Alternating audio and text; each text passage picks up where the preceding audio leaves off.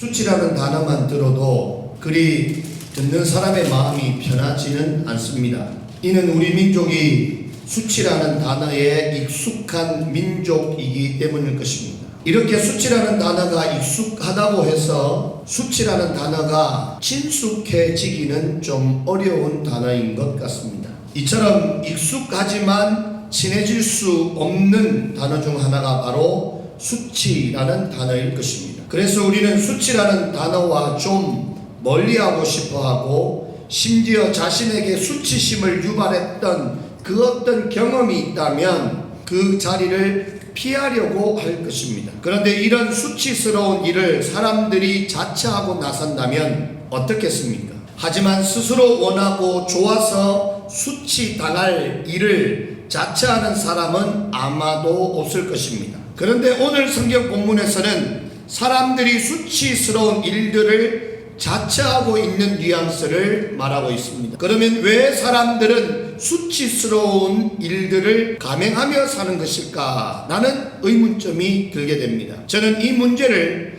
최근 대한민국의 한 사건으로 비춰보려고 합니다. 이 사건은 대한민국을 당황하게 만든 로비스트 사건입니다. 그런데 이 사건을 바라보는 양쪽이 서로 다른 입장을 말하고 있습니다. 한쪽은 대가를 바라고 거액의 뇌물을 받았다고 주장하고 있는가 하면 다른 한쪽은 정당한 협찬을 받았다라고 주장하는 것입니다. 이 두 주장이 동일한 것은 돈 받은 것은 확실한 모양입니다. 돈 안 받았다는 말은 안 합니다. 이쪽의 주장은 돈을 받은 것이 뇌물이고 이쪽의 주장은 돈을 받은 것이 정당한 협찬이라고 주장하는 것입니다. 그런데 참 신기한 것은 양쪽의 주장을 들어보면 다 맞는 말 같다는 것입니다. 그래서 국민들은 두 분류로 크게 나누어지고 있습니다. 그런데 한 가지 더 놀라운 것은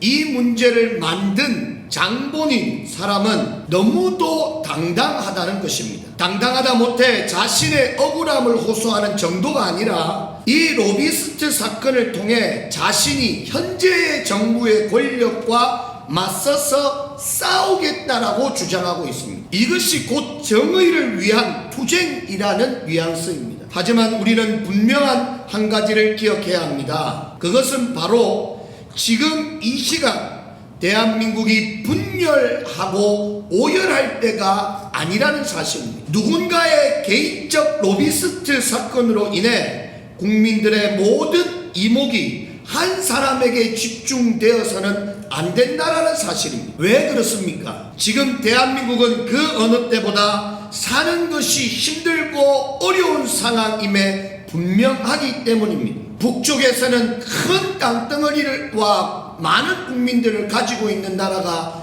시시탁탁 대한민국을 노리고 있고 우리의 동남쪽에 있는 나라는 더 큰 나라와 손을 잡고 대한민국의 비핵화를 주장하고 있고 우리의 같은 혈연이지만 함께 할 수 없는 너무나 먼 당신인 바로 위의 나라는 시시탕탕 하늘로 로켓을 쏘아 올리고 있는 상황입니다. 이런 상황에서 한 사람이 받은 것이 뇌물이냐 협찬이냐 그 로비스트 사건에 대한민국 국민 이 작은 5천만이 두 분류로 분리되어야 할 사건이 아니라는 사실입니다. 그런데 오늘 우리 본문의 말씀은 세상의 일도 수치스러운 일이 있지만 영적인 문제에 있어서도 수치스러운 일이 있다라고 말하고 있습니다. 다시 말해서 하나님께 수치를 당할 수도 있다는 사실을 말하고 있는 것입니다. 세상의 수치스러운 일은 내가 변호사를 사고 거기에 대한 증거를 대고 정의를 통해서 내가 그것을 풀어갈 수 있고 어느 정도 시간이 지나면 그 수치스러웠던 일도 잊혀지기 마련입니다. 그런데 중요한 것은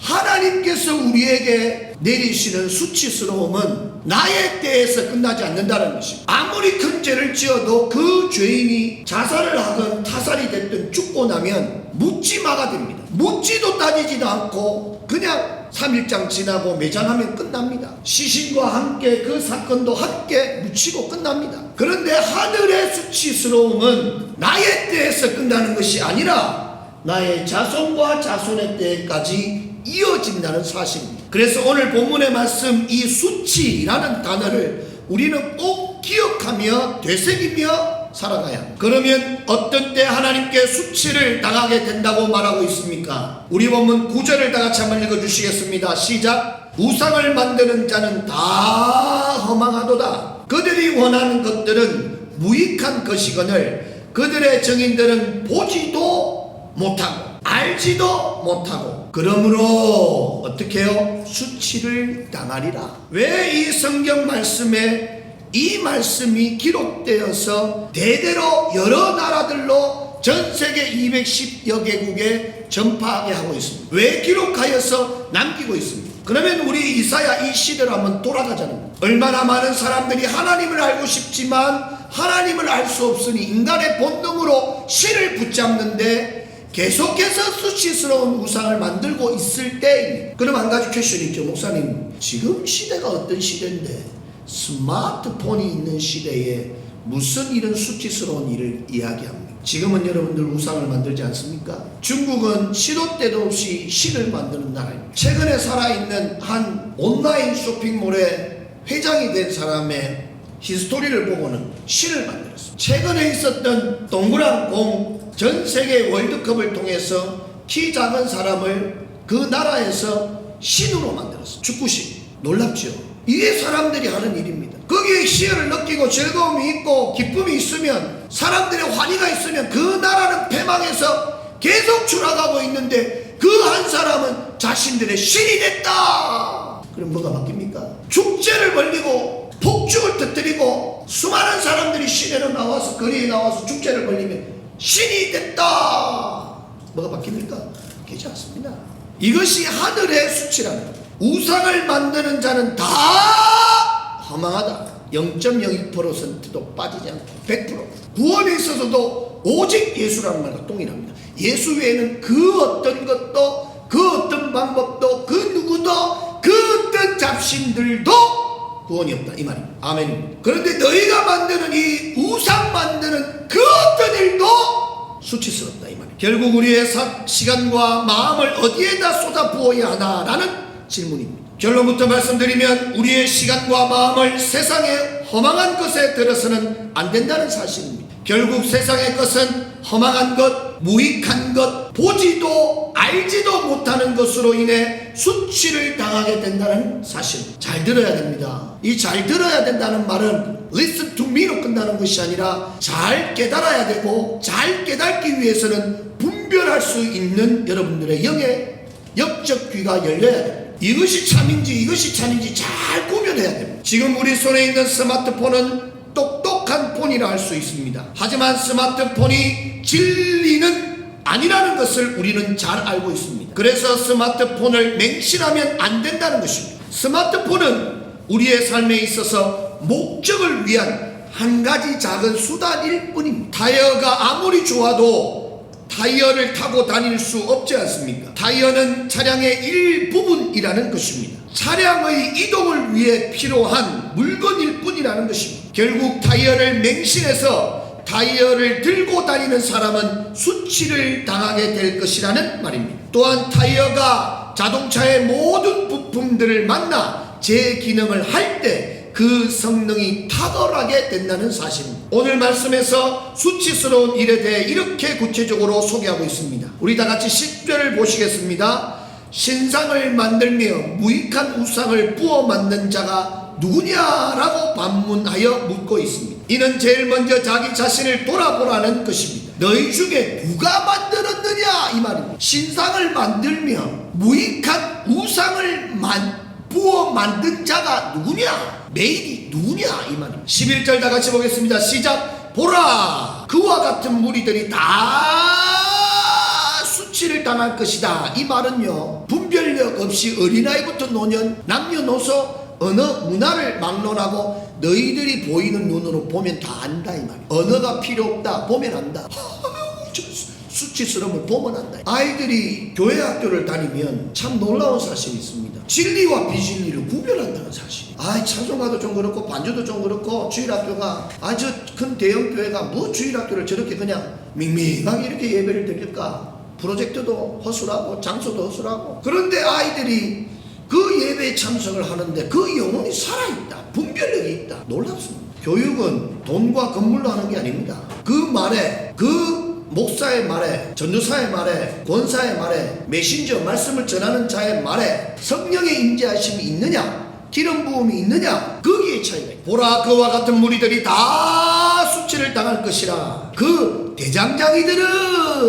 대장장이가 다 수치를 당하는 게 아닙니다. 그 대장장이, 우상을 만든 대장장이. 그 우상을 왜 만들었을까요? 부어서 팔아서 돈을 벌어야지 먹고 살지. 자신의 생활의 수단, 자신의 가정의 생활 수단, 먹고 살려는 목적으로 우상을 부어 만든 자들, 이 말입니다. 그들은 사람일 뿐이다. 사람은 뭡니까? 태어난 데가 있고 죽을 때가 있고, 그리고 죽고 나서 모두가 심판을 받는다. 동일하죠. 육적인 기준이 아니라 영적인 기준으로 너희가 지옥이냐 천국이냐 심판받는다. 목사도 장로도 성도 모두가 심판받는다. 11절에 사람일 뿐이다. 그들이 다 모여서서 두려워하며 함께 수치를 당할 것이다. 어디서 당합니까? 사람들 보는 앞에서 수치를 당하게. 너희의 자녀들이 보는 데서 수치를 당하. 너희의 이웃들이 보는 데서 수치를 당하. 너희의 민족들이 보는 데서 수치를 당할 것이다. 한국의 수입 타이어 가격이 100여만 원이 넘는 타이어가 있다고 합니다. 그리고 20년 정도 된 중고차 가격이 한 50만 원짜리도 있는 것 같습니다. 이동 수단이 필요하면 어떻게 해야 됩니까? 100만 원짜리 최고급 타이어를 사야 됩니까? 50만 원짜리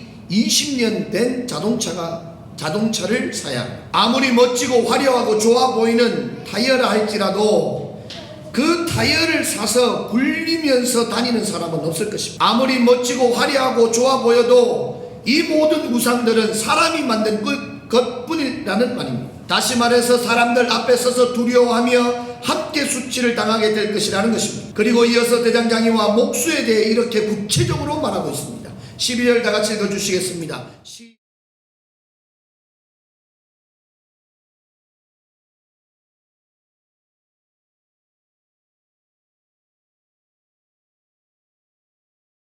지금 수치를 당하는 자에 대해서 어떻게 구체적으로 말하고 있느냐? 그 우상을 섬기는 자가 아니라 그 우상을 부어 조각해서 만드는 자를 말합니다. 근원을 보라는 거예요.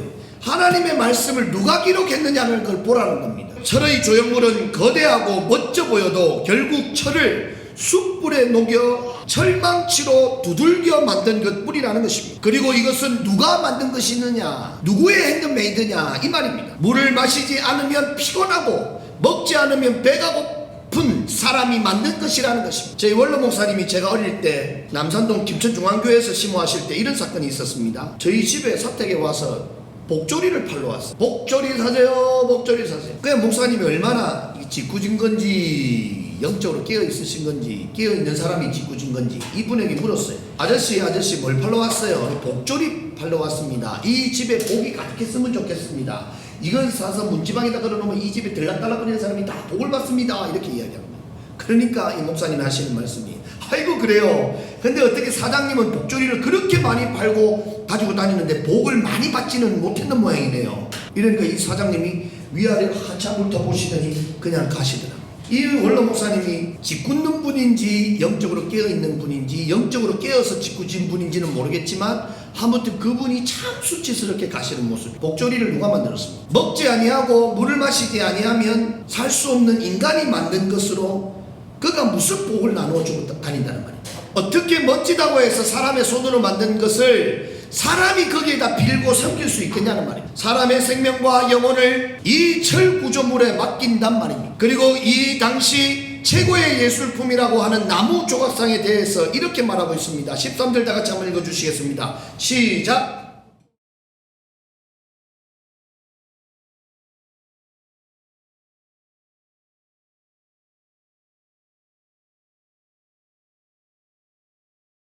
결국 조각상은 사람의 머리에 의해 계획되고 설계되며 사람의 손과 목적에 의해 집에 두게 된다는 것입니다. 자기 스스로 걸을 수도 없고 설 수도 없고 움직일 수도 없는 것이 조각상. 그 조각상을 왜 섬기겠냐는 말입니다. 그리고 더 나아가 수치를 당할 사람들에 대해서 이렇게 말하고 있습니다. 14절 다시 한번 읽어주시겠습니다.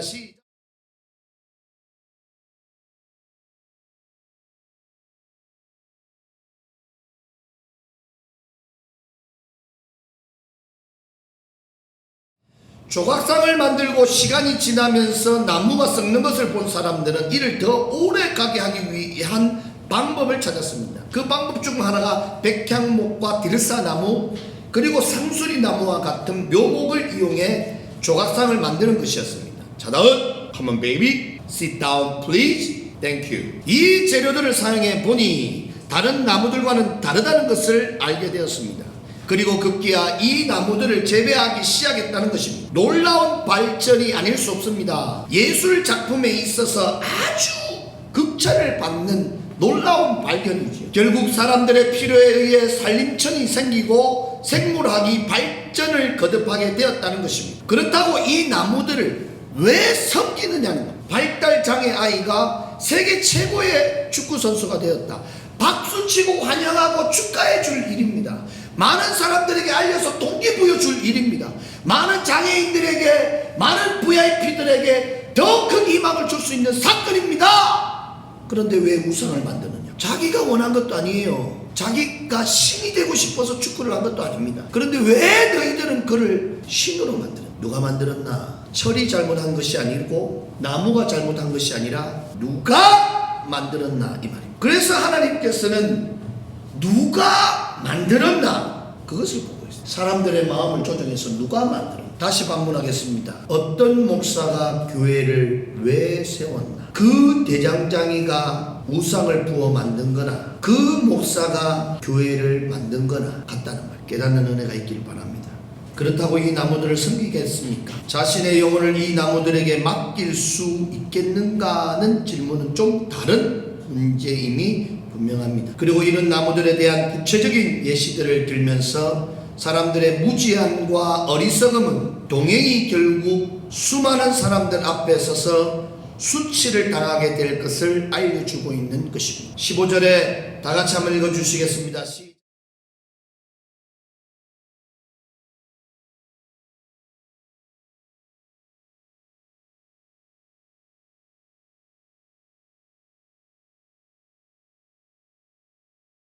결국은 너를 위해 만든 우상으로 너는 사람들 앞에서 수치를 당하게 될 것이다. 교회의 목적은 목사가 되어서는 안 됩니다. 목사를 위한 교회는 있어서는 안 됩니다. 그리고 이어서 16절에 그 중의 절반은 불에 사르고 그 절반으로는 고기를 구워 먹고 배불리며 또 몸을 덥게 하여 이르기를 아하 따뜻하다 내가 불을 보았구나 하면서 17절 다 같이 시작. 그 나머지로 신상 곧 자기의 우상을 그 앞에 엎드려 경배하며 그것에게 기도하여 이르기를 너는 나의 신이니 나를 구원하라 하는도다 라고 하였다는 것입니다. 결국 나무의 목적은 땔감과 우리의 먹을 것, 그 다음에 요즘에 잘하는 불멍이 답니다. 그런데 그것을 섬기지 말라는 것, 거기다 빌지 말라는 것. 왜 설악산 대청봉에 올라가서 아침에 떠오르는 태양을 보고 빌고 있냐 이 말. 태양은 너희들이 신으로 만들지 말라는 것. 메이드인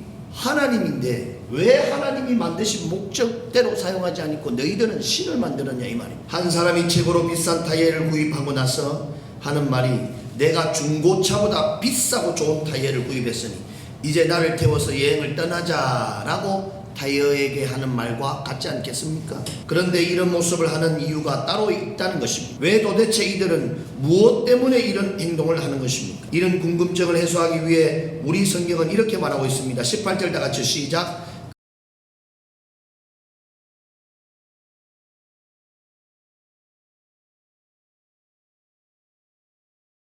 알지 못하고 무지함, 마음의 어두움으로 인한 깨닫지 못함은 엄청난 모습을 초래하게 된다는 사실입니다. 그리고 이어서 19절 같이 읽겠습니다. 시작. 마음의 생각도 없고 지식도 없고 총명도 없으므로 내가 그것을 절반을 불사르고 또한 그 숯불 위에서 떡도 굽고 고기도 구워 먹었거늘 내가 어찌 그 나머지로 가능한 물건을 만들겠으며 내가 어찌 그 나무 토막 앞에 굴복하리요 말하지 아니하니 라고 하였습니다. 수치, 또 이런 수치가 없을 것입니다. 자신이 만든 그 보잘것없는 나무 조각에 열심을 붓는 것도 모자라 섬긴다는 것입니다. 그리고 나를 구원하여 천국으로 데리고 가라는 것입니다. 그런데 이러한 무지함은 어떤 수치를 당하게 됩니까? 20절 시작. 그는 죄를 먹고 허탄한 마음에 미혹되어 자기의 영혼을 구원하지 못하며 나의 오른손에 거짓 것이 있지 아니하냐 하지도 못하느니라고 하였습니다. 하나님 앞에 아무런 반론도 하지 못합니다. 오늘 우리는 나 자신을 한번 돌아보기 원합니다. 하나님이 주신 작은 물질을 통해 그 물질에 사로잡혀 있지 않습니까? 나의 자녀를 믿고 의지하며 따르지는 않습니까? 이러한 것이 결국 우리의 삶의 목적이 될 수는 없지 않느냐는 것입니다. 심지어 우리가 세운 교회 건물을 위해 나는 그 건물을 지키기 위해 수고하지는 않느냐는 것입니다. 한 영혼이 죽어가는데 그 영혼을 돌아보는 것은 뒤로하고 내가 지킨다는 것은 무엇입니까? 우리가 지켜야 할 것은 교회 건물이 아니라는 사실입니다. 우리가 돌아보아야 할 것은 목사가 아니라는 것입니다. 우리가 돌아보아야 할 것은 우리의 이웃이라는 것입니다. 많은 성도들이 은혜 받고 그리고 능력 받으면 목사를 섬기고 목사를 돌아보려고 해요. 목사는 여러분들이 돌아보는 게 아니라 하나님이 돌아보시고 아내가 돌아보는 거예요. 우리가 은혜 받고 하나님 앞에 능력을 받으면 이웃들을 돌아보라는 것입니다. 어떤 이웃요? 나에게 내가 베푼 선을 되갚을 수 없는 가난하고 헐벗은 이웃들, 고아와 가부들을 돌아보라는 이 말입니다. 그들이 도저히 나에게 갚을 수 있는 능력이 없는 자들, 우리의 이웃 중에서도 헐벗고 아파하고 괴로워하는 자들을 돌아보고 배려하고 섬기라는 것입니다. 최근에 저희 큰딸이 한 친구를 전도를 했습니다. 그리고 한 주 두 주 가더니 자기 달란트도 주면서 얼마나 좋아하고 기뻐하는지 몰라요. 근데 이 친구가 전학을 가기로 결정을 하고 나서 연락도 안 받고 전화도 안 받고 찾아가도 문도 안 열어주고 그 굉장히 속상해하는 걸 봤습니다. 그래서 제가 속으로 그랬어요. 잘했다. 너의 하늘의 상급이 클 것이다. 그런 친구들을 전도해야 돼. 내 말 잘 들어주고 나와 잘 놀아주고 나와 얘기가 잘 통하는 사람만 전도하기 때문에 문제가 있대요. 교회는, 예배는 교회 공동체 성도들이 함께 세워가는 것이지 잘 차려진 밥상에 내가 와가지고 헌금 봉투 내고 예배 드려주고 가는 게 아니다 이 말이야. 그러니 목사를 위해서 예배를 드리고 교회를 위해서 예배 드리지. 그러니 하나님께서 너희들에게 수치를 보이겠다는 거야. 그럼 어떻게 섬기느냐? 어떻게 교회를 예배를 세우느냐? 예배당에 있는 쓰레기 하나 줍는 거, 또 지나가는 오는 성도들에게 환하게 인사 한번 해주는 거. 그 사람이 교회 오기 전에 막 남편하고 대판 싸우고 애들하고 대판 싸우고 내가 오늘 주일이니까 교회를 가야 되고 교회 와서 내가 예배 마치고 내가 당장 이혼한다 이런 마음으로 왔다가 내가 지나가면서 인사해준 안녕하세요 그 인사 한마디에 그의 마음이 싹 녹아진다 이 말이에요. 제가 미국에서 사역할 때 너무나 괴로워서 하늘 위에 떠가는 비행기만 보면 그렇게 하늘을 보고 땅을 치고 그 비행기가 구름에 가려질 때, 야, 저 구름은 저 큰 비행기가 조그맣게 보이는데 저 구름은 얼마나 큰 거야? 지금 하나님 건데 왜 나에게는 안 주시고? 하이웨이를 달리면서 미국은 자동차 판매하는 곳이 우리나라랑 좀 다르게 수천 대의 자동차를 파킹 데다 세워놓고 팔지 않습니까? 못 팔면 내년에도 팔고 또 그렇게 팝니다. 우리나라가 좀 다르죠. 그래서 내가 현물을 보고 색깔이랑 안에 옵션을 보고 바로 그 자리에 계약해서 내가 오는 시스템이에요. 우리나라가 좀 다르죠. 그 많은 차들을 보면 야 저렇게 차들이 많은데 왜 나는 하나님 차 한 대 안 주실까? 나 이래 생각했었어요. 너무너무 괴로워서 먹기도 싫고 기도도 안 되고 계속 끙끙 앓고 있는데 도저히 자동차는 안 먹어도 말은 안 하지만 삑삑 소리가 나면 이거 가스가 다 되면 내가 끌고 가야 되니까 괴로워서 가스 스테이션에 가서 가스를 넣는데 미국은 가보셔서 아시지만은 가스 스테이션에 보면 대부분 마트가 있습니다. 그래서 화장실이나 가려고 가스를 넣어놓고 이제 화장실을 차도 안 잠그고 괴로우니까 그렇게 화장실을 간다고 갔다가 나오면서 아이 내가 들어가서 짜증이 나갖고 막 짜증이 나갖고 이렇게 가고 있는데 아니 이 마트에 큰 문이 촥 열려 있는 거예요. 그러더니 안에서 나온 사람이 문을 잡고 있는 거예요. 아 그러더니 나를 보더니 하이 인사를 하는 거예요. 아 그따 대고 내가 짜증 낼 수는 없잖아요. 영어를 못하니까. 그래 아이 하고 들어가 떼끼 하고 들어가는데 화장실에 갔는데 소변을 보면서 내 마음에 그 짜증과 괴로움이 싹 씻겨져 내려가더라는 사실. 사람의 그 환한 인사 하나가 그 행위 하나가 그 짜증으로 뒤범벅이 돼서 내 차가 그냥 누가 도둑놈이 훔쳐가도 모르겠다 할 정도로 짜증나는 삶에서 바뀌더라는 거예요. 이것이 우리가 교회를 세워가는 우리가 계약하고 돈 내고 예배 드리는데 왜 저 사람이 왔을까? 이게 아니라 환하게 인사해줘. 저 사람 집에 가서 이제 잠 못 자면 아 목사님 뭐 하고 있을까? 오늘 쉬는 날인데 왜 왔을까? 자기하고 나하고 통화해갖고 한다 했는데 사무장이 전화 안 받아서 자기가 오케이 해갖고 내가 사무장한테 통보하고 돈 입금시키고 오픈된 건데 본인은 모르고 있었다. 놀랍지 않습니까? 저는 저분이 어떻게 변화될지가 궁금합니다. 저분의 자녀들이 어떻게 변할지가 궁금합니다. 이것이 교회를 세우고 예배를 세우는 목적이고 예배를 드려야 하는 목적입니다. 이러한 사명의 삶을 살아갈 때 우리의 삶을 통해 하나님께 영광이 되며 우리의 삶에는 기쁨이 충만하게 된 것입니다. 자신을 십자가에 죽임당하게 하시면서까지 예수님은 이웃들을 구원하려 이 땅에 친히 오셨습니다. 우리도 이러한 삶을 살아낼 수 있기를 주님의 이름으로 축원합니다.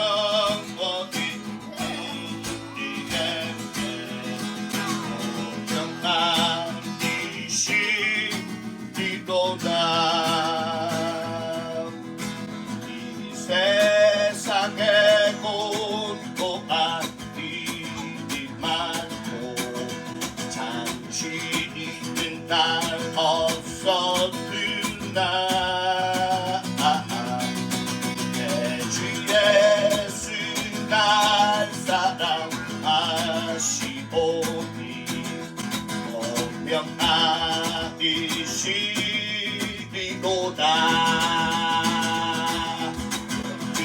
예수의 구원의 은혜로다 참 기쁘고 즐겁구나 내 영원히 누리겠네 공평한 이 쉬리로다 주 예수의 구원의 은혜로다 참 기쁘고 즐겁구나 주님의 영원히 누리겠네 공평한 이 쉬리로다 이제 쉬세요.